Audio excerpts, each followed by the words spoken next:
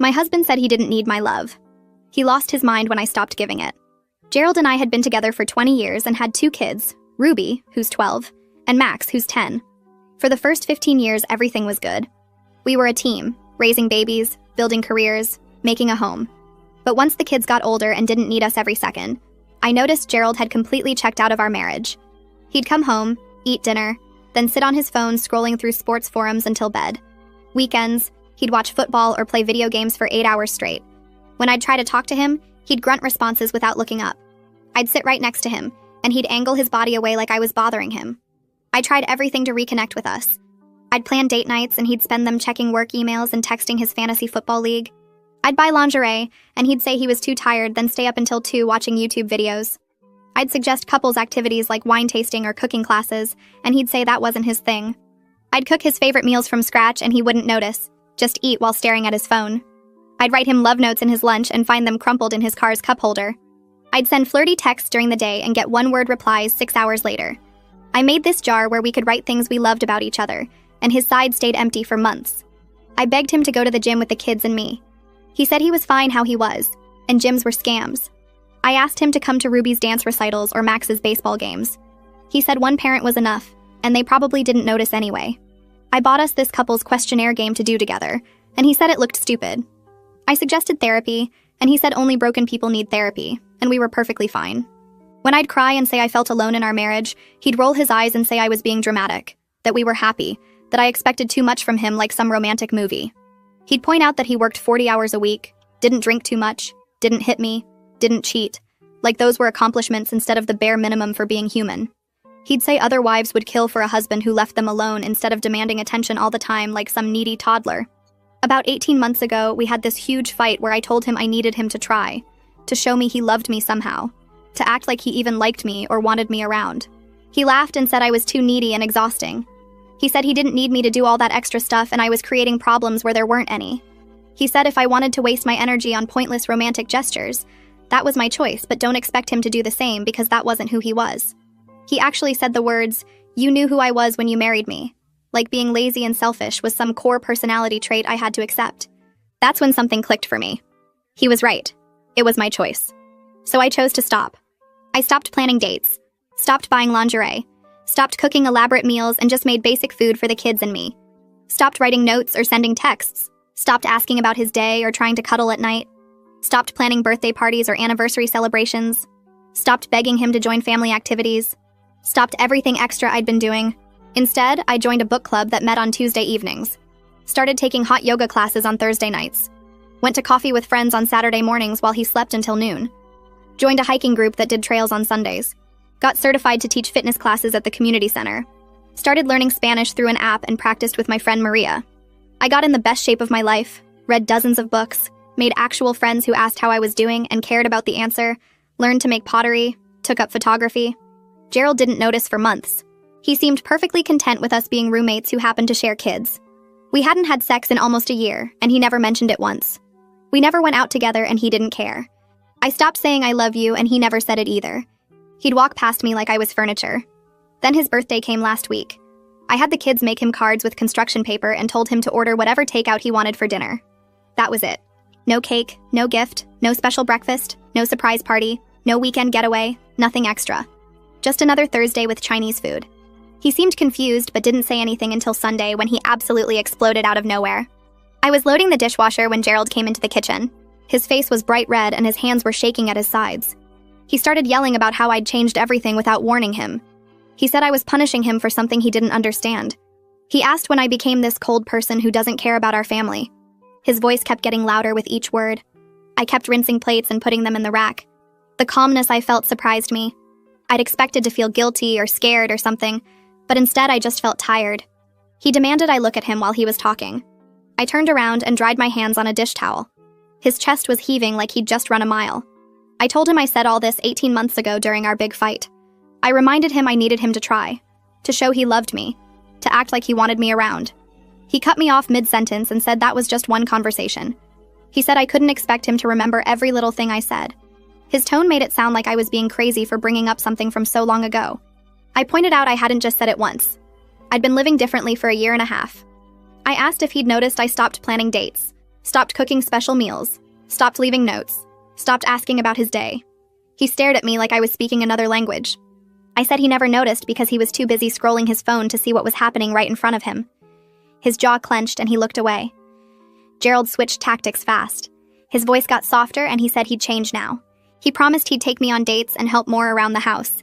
He said he'd be better about putting his phone down. The words sounded rehearsed, like he'd been practicing them. I asked him why my 18 months of begging wasn't enough reason to change, but one missed birthday cake suddenly was. He opened his mouth and closed it again. No answer came out. Then his face got red again and he said I wasn't giving him a chance to fix things. He accused me of wanting the marriage to fail. He said I was being unfair by not accepting his offer to change. I told him I'd spent years accepting crumbs and calling it enough. He slammed his hand on the counter and walked out of the kitchen. I heard him go into the bedroom and slam that door too. The next few days, Gerald acted like our conversation never happened. Tuesday evening, I was making chicken nuggets and mac and cheese for Ruby and Max. Gerald came into the kitchen and asked when dinner would be ready. I told him I made food for the kids and he could order whatever he wanted. He stood there looking confused for a solid 10 seconds. Then he asked what I meant. I repeated that I made dinner for the kids, not for him. He could get takeout or make himself something. His face went through about 5 different expressions before he turned around and left. Later that evening, I was getting ready for book club. I put on jeans and a nice shirt and grabbed my purse. Gerald was on the couch watching football. He looked at me and asked where I was going. I reminded him it was Tuesday, my book club night. He said the game was on and maybe I could skip this week. I said no thanks and headed for the door. He called after me asking what he was supposed to do about the kids. I told him he was their parent and I'd be back by 9. As I pulled out of the driveway, I could see him through the window, still sitting on the couch with his phone in his hand. Ruby came into my bedroom on Thursday while I was folding laundry. She closed the door behind her and sat on the edge of my bed. She asked why Dad seemed so angry lately. Her voice was small and worried. Then she asked if we were getting divorced. I sat down next to her and put my arm around her shoulders.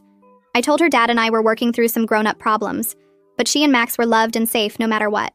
She leaned into me and said she'd noticed I seemed happier this past year. She said Dad barely talks to anyone anymore and just sits on his phone or watches TV. I asked if she was scared. She said a little bit, but mostly she was confused about why Dad was acting so weird now when everything had been the same for so long. I realized she'd been watching this whole thing unfold way more carefully than I'd given her credit for. 2 weeks after his birthday, Gerald started making obvious attempts to engage with me. I was cooking dinner one evening and he came into the kitchen. He asked about my day. I told him it was fine. He stood there like he was waiting for me to ask about his day back, but I just kept chopping vegetables. Another night, he sat next to me on the couch during a show I was watching. He didn't look at his phone once for the whole hour. It felt forced and weird, like he was performing for an audience. On Saturday morning, he asked if he could come to my coffee meetup with my friends. I said it was a girls' thing and he wouldn't enjoy it anyway. Every single gesture felt like he was checking boxes on a list someone had given him. There was no genuine feeling behind any of it. He'd ask questions, but his eyes looked empty. He'd sit near me, but his body was stiff and uncomfortable. It was almost worse than when he'd been ignoring me because at least that had been honest. I kept going to my Tuesday book club and Thursday yoga. Saturday mornings, I met my friends for coffee while Gerald slept until noon. Sundays, I went hiking with my group. Gerald's resentment grew more visible each week. He started making comments about how I was never home anymore. I pointed out I was gone maybe 10 hours total per week.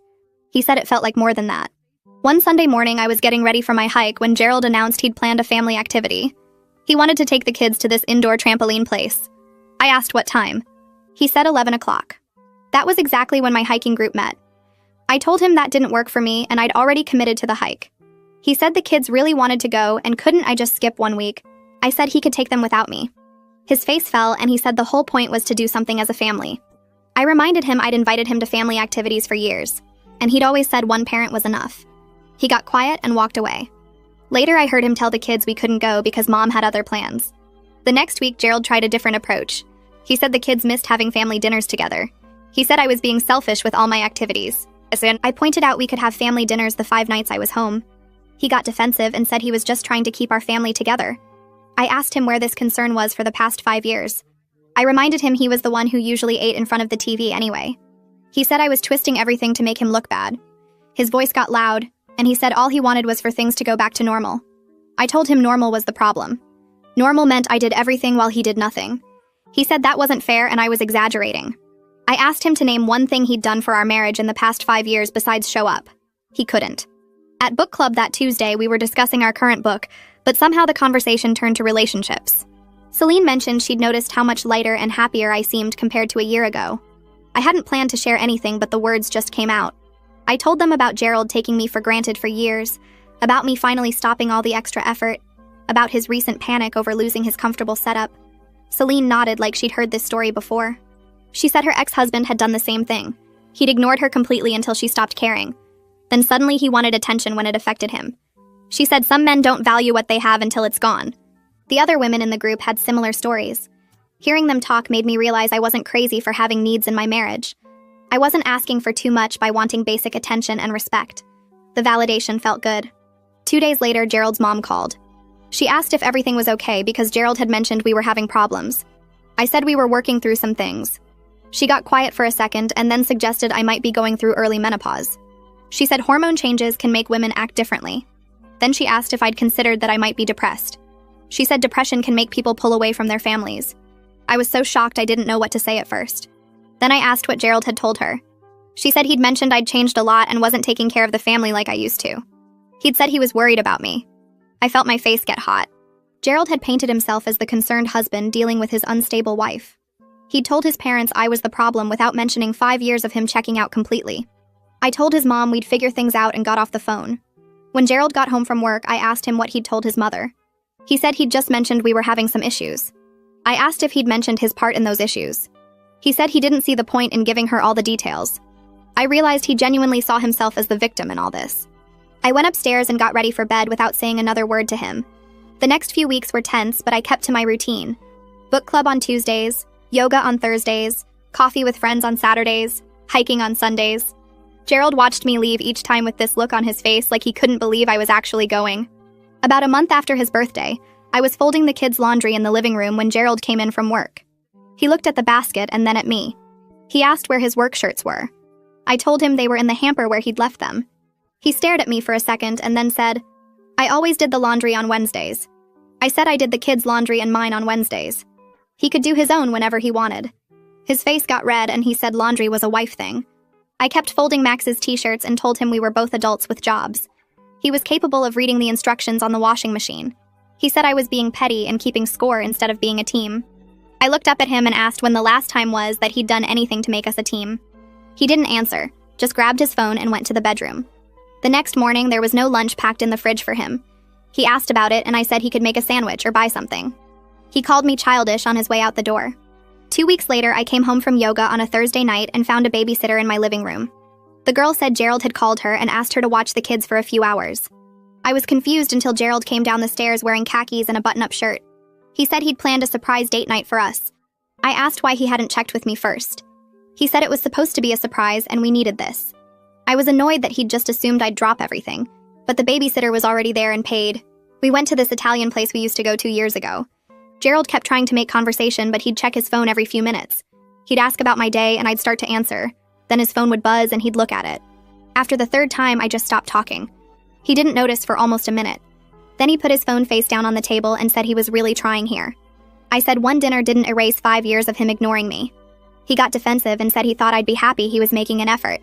I told him effort meant consistent change over time, not one fancy meal when he got scared. We ate the rest of dinner in silence. On the drive home, he said he didn't know what else I wanted from him. I didn't answer because I wasn't sure anymore either. The following Saturday morning, I was sitting in my car outside the coffee shop before meeting my friends. I'd gotten there early and just sat there thinking. I realized I'd spent so long trying to get Gerald's attention that I'd never asked myself if I even wanted this marriage anymore. The thought scared me, but also felt freeing somehow. I'd built this whole life outside our relationship over the past year and a half. I had friends who actually cared about my answers when they asked how I was. I had hobbies that made me feel good about myself. I'd gotten in the best shape of my life. I taught fitness classes and people told me I inspired them. I'd learned to make pottery and took photos that people said were beautiful. I genuinely liked the person I'd become without Gerald. I sat there wondering if maybe I'd outgrown this marriage. If maybe I deserved more than a husband who only tried when he thought he might lose his comfortable setup. The idea of divorce after 20 years was huge and scary. But so was the idea of spending another 20 years feeling invisible. That Sunday afternoon, Max came into the kitchen while I was making dinner. He had this worried look on his face. He asked if it was true that I didn't appreciate anything Dad did. I stopped chopping vegetables and asked where that came from. He said he'd heard Dad on the phone with his friend yesterday. Dad had said Mom didn't appreciate anything and made him feel like nothing he did was good enough. Max wanted to know if that was true. I knelt down so I was at his level and told him that sometimes adults see situations differently. Dad and I were working on understanding each other better. I said it was grown-up stuff that had nothing to do with him or Ruby. Max asked if we were getting divorced. I told him I didn't know what would happen, but he and Ruby were loved no matter what. He hugged me and then went back to his room. I felt angry that Gerald was telling his version to other people without mentioning his part in our problems. I also felt guilty that the kids were picking up on everything, even though we tried to keep it from them. The next Wednesday, Gerald came home from work earlier than usual. He looked shaken up. I asked if everything was okay, and he said his boss had called him into a meeting. Apparently, his work performance had gone down a lot over the past month. He'd missed deadlines and made mistakes on reports. His boss had asked if something was going on at home. Gerald admitted he'd been distracted. His boss told him he needed to get it together, or there could be consequences. Gerald sat down at the kitchen table and put his head in his hands. He said he couldn't focus on anything anymore. Everything was falling apart, and he didn't know how to fix it. For the first time, he seemed to realize his life was a mess beyond just our marriage. He couldn't just coast through everything anymore. I felt a little bad for him, but also thought maybe this was what he needed. Maybe he needed to see that his choices had consequences in every part of his life, not just at home. Over the next few weeks, I spent a lot of time thinking about what I actually wanted. I'd sit in my car after yoga or hiking and just think. I made lists of pros and cons about staying versus leaving. On the staying side, I wrote things like 20 years together, the kids having both parents in one house, financial stability, fear of starting over. On the leaving side, I wrote things like feeling invisible, doing all the emotional work, not being able to trust his changes would last, wanting more than the bare minimum. I talked to Celine about it over coffee one Saturday. She said only I could decide what was right for me. But she also said I deserved to be with someone who actually wanted to be with me, not someone who only tried when forced. I thought about that a lot. I also thought about how I'd spent 18 months building this life that made me happy. If I stayed with Gerald, would I have to give that up to make room for fixing our marriage? Or could I keep being this version of myself? I sat with all these feelings instead of rushing to fix everything for Gerald's comfort like I used to. It felt strange, but also good to put myself first for once. 3 months after his birthday, Gerald came to my room late one night. I was reading in bed and he knocked on the door frame. He asked if he could talk to me. I said okay, and he sat on the edge of the bed. Then he started crying. Not just a few tears, but actual sobbing. He said he was scared of losing his family. He said he knew he'd taken me completely for granted for years. He talked about how his dad had been the same way with his mom. His dad would come home and ignore everyone, and his mom would do everything. Gerald said he'd grown up thinking that was just how marriage worked. He'd never learned what real partnership looked like. He said he knew that wasn't an excuse, but it was the truth. He said he loved me and the kids more than anything, but he'd been a terrible husband. He asked if there was any way I could forgive him. It was the first time he'd been genuinely open instead of defensive or trying to manipulate me. I could tell he actually meant it this time. I told Gerald I appreciated him being honest with me. But I also said one emotional conversation wasn't enough after years of neglect. I explained that if we were going to fix this marriage, he needed to do real work. Not just trying for a few weeks and then going back to his old ways. I meant actual therapy, consistent effort over months, genuine behavior change that stuck. I told him I wasn't going to go back to doing all the emotional labor while he did the bare minimum and expected praise for it.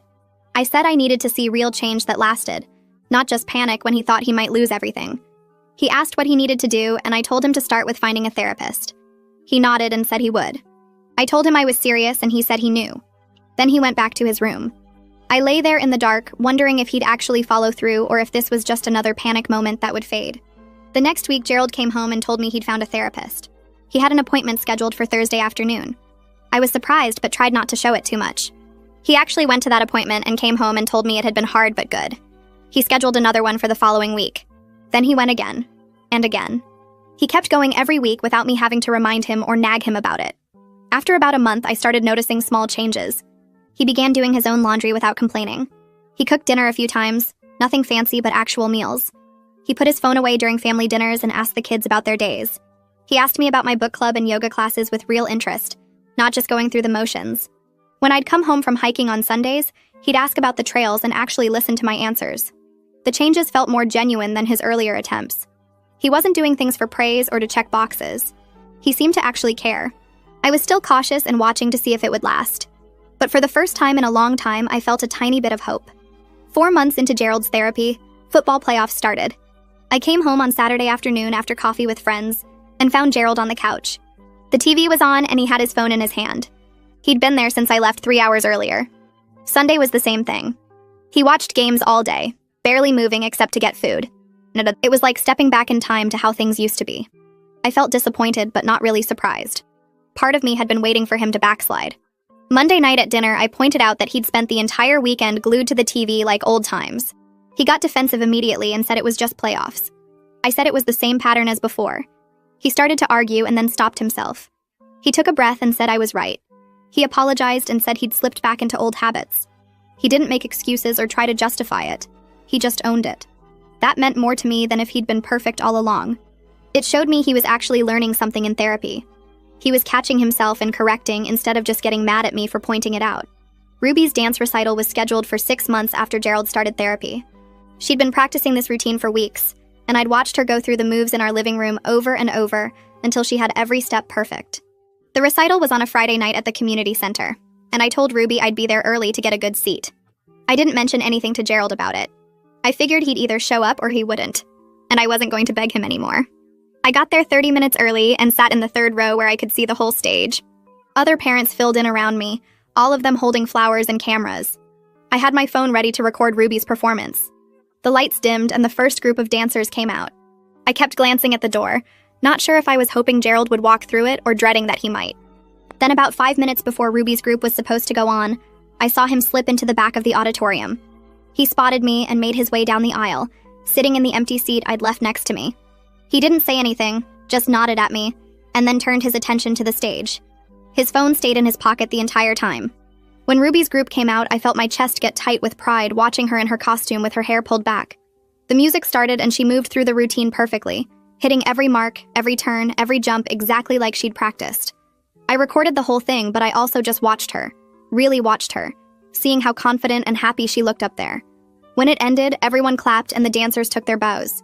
Ruby scanned the audience, and I saw her face light up when she spotted both of us sitting together. After the recital, we waited in the lobby while Ruby changed back into regular clothes. When she came out, Gerald crouched down to her level and told her he loved the part where she did that spin in the middle and that her timing on the jumps was perfect. Ruby's whole face glowed as he talked about specific moments from her performance.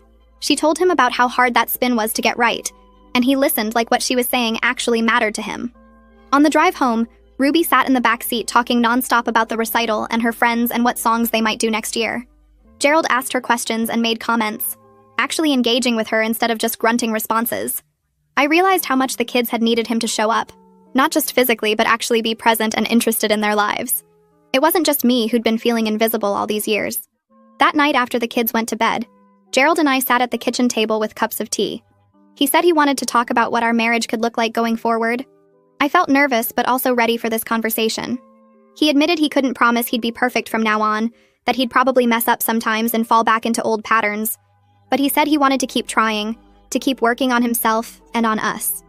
I told him I appreciated his honesty, but that I needed to see sustained effort for at least 6 more months before I'd fully trust that these changes were real and not just temporary. I explained that I'd been hurt too many times by brief attempts that faded as soon as things got comfortable again. He nodded and said he understood. I suggested we try couples therapy together while he continued his individual sessions. He agreed without hesitation, which surprised me. We talked about what we each needed from the other, what our boundaries were, what we hoped our relationship could become. It felt like the first real conversation we'd had in years, where we were both actually listening and trying to understand instead of just defending ourselves. Over the next several months, Gerald maintained most of his behavior changes. He had occasional small backslides, like the weekend he spent too much time on his phone or the night he forgot to help with dishes. But he caught himself each time and corrected it without me having to point it out. We started having regular date nights on Wednesday evenings where he actually put his phone away and talked to me like he was interested in what I had to say. We split household chores more fairly, with him doing his own laundry and cooking dinner twice a week. He went to Max's baseball games and Ruby's dance practices, sitting in the bleachers and actually watching instead of staring at his phone. I kept my book club on Tuesdays and yoga on Thursdays and hiking on Sundays because I'd learned I needed those things for myself regardless of our marriage status. Those activities and friendships had become part of who I was now, and I wasn't giving them up. Gerald never asked me to. He seemed to understand that me having my own life made me happier, and that made our relationship better too. Nearly a year after Gerald exploded over his birthday, our marriage still wasn't perfect. We still had disagreements and moments of frustration with each other, but it was genuinely better than it had been in years. I felt proud of myself for setting boundaries and not backing down when things got hard and uncomfortable. Gerald still had work to do and probably always would, but he was doing the work consistently now instead of expecting me to carry everything alone. We were building something more equal and honest than what we'd had before. For the first time in years, I felt hopeful about our future together instead of just resigned to it.